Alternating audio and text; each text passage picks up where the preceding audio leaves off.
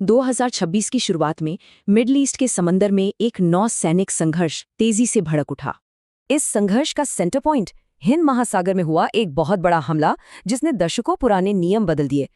ये सब हुआ एक जॉइंट मिलिट्री ऑपरेशन के तहत जिसे अमेरिका और इजराइल ने मिलकर लॉन्च किया था।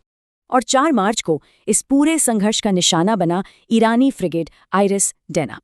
ये कोई आम जहाज नहीं था, बल्कि ईरान के सबसे मॉडर्न और ताकतवर युद्धपोतों में से एक था। और इसे डुबोने के लिए लगा सिर्फ एक अमेरिकी MK-48 हैवीवेट टॉर्पीडो।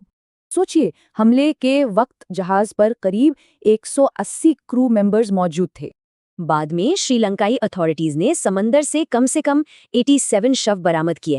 तो डेना का डूबना सिर्फ एक अकेली घटना नहीं थी, ये एक बहुत बड़ी स्ट्रेटेजिक चाल का हिस्सा था। इस पूरे मिशन का नाम था ऑपरेशन एपिक फ्यूरी, जिसका मकसद ईरान की नेवी को बेअसर करना था। डेना का डूबना तो बस एक हिस्सा था, ये कई दिनों तक चले हमलों की आखिरी कड़ी थी। सिर्फ 4 दिनों के अंदर अमेरिका ने ईरान के बड़े बड़े नौसैनिक जहाज़ों को एक एक करके निशाना बनाया। डेना तो डूब ही रहा था, पर दूसरी तरफ फारस की खाड़ी में एक नया मोर्चा खुल चुका था।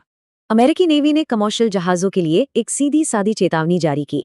बात सिर्फ समंदर तक नहीं रही, कई खाड़ी देशों में मिसाइल अटैक की खबरें आने लगी। अब ये सीधी सीधी मिसाइलों की जंग बन चुकी थी, जिसमें दोनों तरफ से हमले हो रहे थे। और फिर आई वो खबर जिसने सबको चौंका दिया। हॉर्मुज़ की खाड़ी को बंद कर दिया गया। तो दांव पर क्या था? एक तरफ ईरान की बर्बाद होती नेवी, तो दूसरी तरफ ग्लोबल इकोनॉमी का संकट। एक नौसेना तबाह हो चुकी है और एक जरूरी समुद्री रास्ता बंद। अब सवाल यह है कि आगे क्या होगा।